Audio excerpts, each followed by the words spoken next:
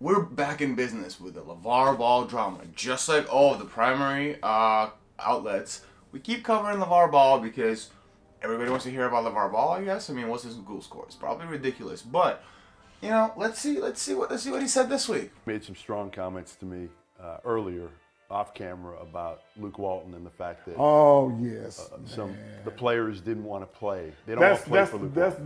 That's the mindset I have on the fact that I'm looking and like when you lose by 20 and 30, I've always said when you lose by 20 and 30, I can tell my boys, you don't want to play for me, you don't want to play. So I tell them that's a pride thing, and that's what I see on the outside sometimes. And it might be a strong opinion, but it's my opinion on the fact that I'm like, they can't be losing like this. You know, something is going on right there, and I don't know, and they gotta work to fix it.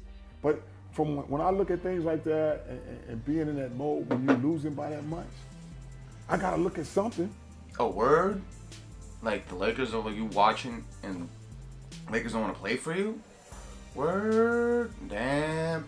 Actually though, like what he said compared to like the circus around him, like the way he phrased this on the video is actually not that bad. Think about LaVar Ball. He's built up this image for himself, and everybody covers him. So we've come to this impasse where we're trying to decide what to do with the man himself. And the problem is everybody keeps complaining. It's like, oh no, we don't want no LaVar Ball coverage. We don't want no more LaVar Ball coverage. This is like eroding the NBA. But then y'all keep clicking on the LaVar Ball coverage.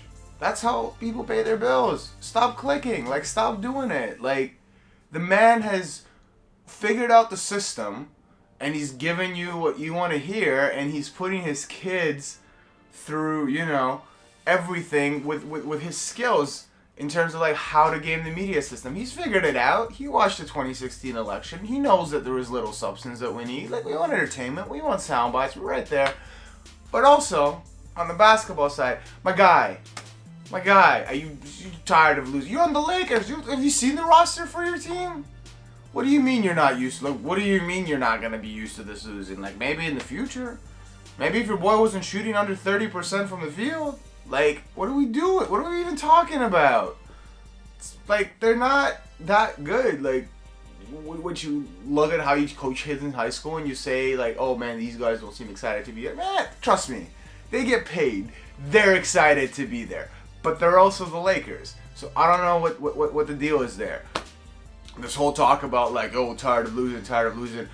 Yo, like, I get it that both the other sons are professionals now over in Lithuania, which makes sense because that's where your shoe factory apparently is, because it takes like 3 months to ship those joints right now for $400. Probably that's why it costs so much.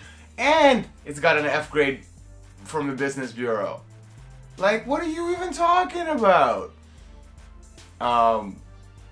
Lonzo then got grilled about his dad's questions. So what was your reaction when you saw what your dad said? I didn't even see it. Ali just told me about it right now.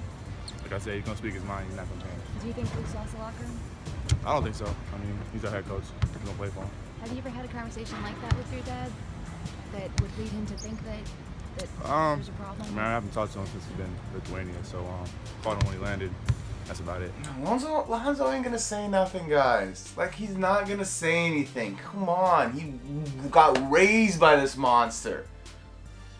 He's gonna stick to that. I didn't talk to him. He probably writes him, like, diary notes every night. Like, Stan, dear LaVar Ball, dear sir, today I almost had a triple-double, but then Coach Luke took me out.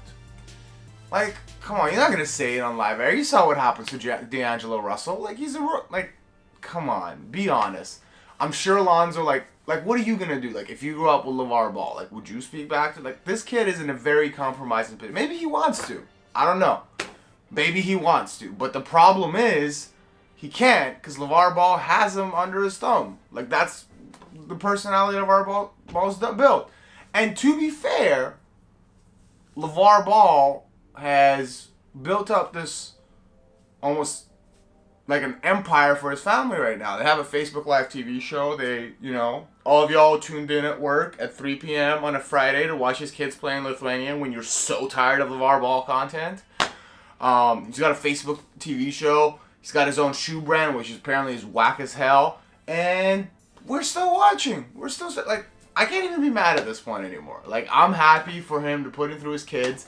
And when 2 years from now we find out that this whole thing was a giant scam where LaVar Ball just hustled America for millions and millions of dollars, and none of his other sons are worth shit, and all they have is their dumbass names that he named them after, because, you know, gotta name your kid something stupid.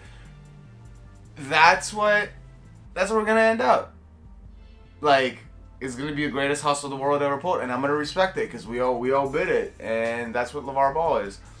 But while we're still on the subject, Rick Carlisle had some choice words about this.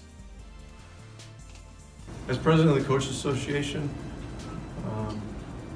I view the recent ESPN article as a disgrace, quite honestly.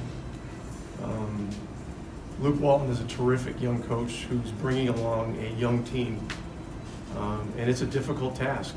And if you don't believe it, just ask me. You know, we're going through that now. We went through it last year.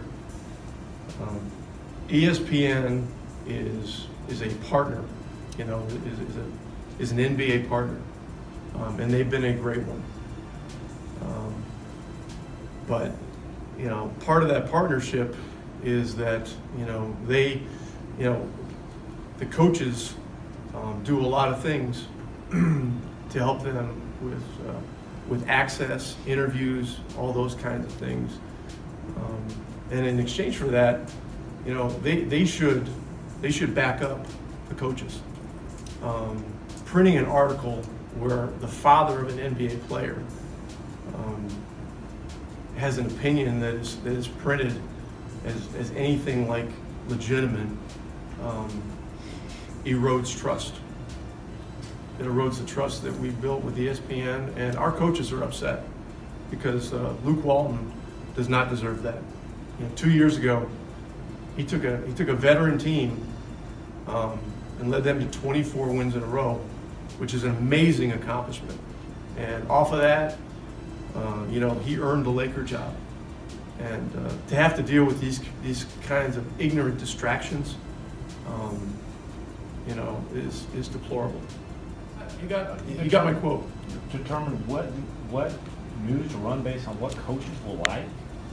No, I'm saying that they should look at their sources and do a better job of determining whether they have any merit or any validity, or are they just blowhard loudmouths? That's what I'm saying. I agree to an extent. I think there needs to be bigger accountability as to how we cover stories, in particular around people like LaVar Ball. I think there's a lot of lessons we can take away from last year's, you know, U.S. presidential election of a circus, of like how we cover certain sources and what kind of credibility and space we give to them. But that is not to say to compare, you know, LaVar Ball to the biggest asshole in office. LaVar is just doing this for his kids. Like, at the end of the day, he wants to put his kids in the best position ever. And yes, he's going to be vocal about it. And yes, he's going to try and work it through to make sure that they're there to succeed. And if you're going to give him this attention, he's going to use it. And I can't blame him.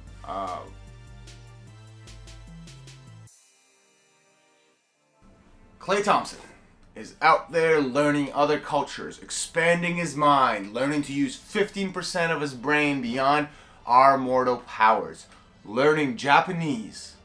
Say "Go Warriors" in Japanese. No idea. Okay, hold please. No idea. Let's figure this out. Okay, Google, translate "Go Warriors" in Japanese.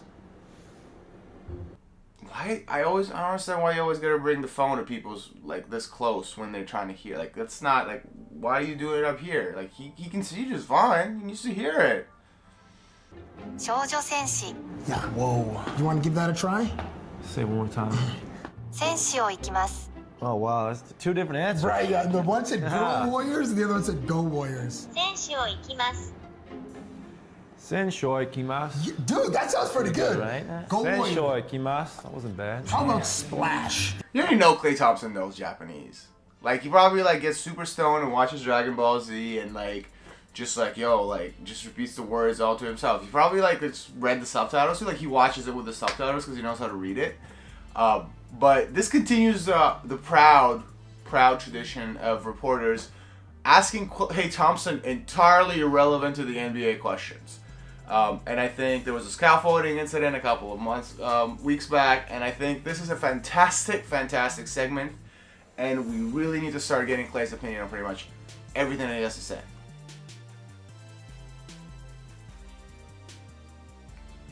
And let's cap today off with talking a little bit about the danger of bringing your phone to games, because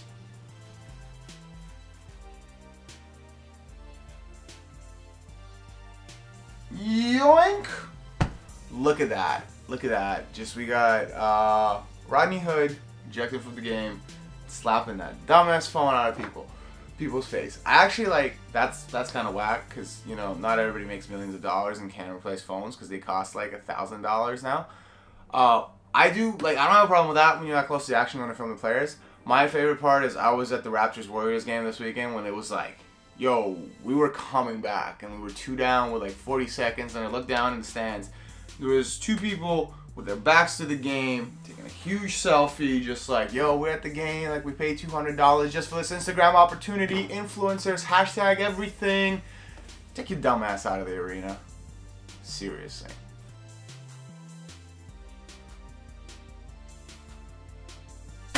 So if you like what you saw, subscribe somewhere. There's a button over here. We're going to be doing this pretty much every week. And check out some of the links below. I'm a man up on a mission. I make the impossible quite possible. Eating hunt when I'm spitting. Who the fuck am I kidding? I'm quite the straight.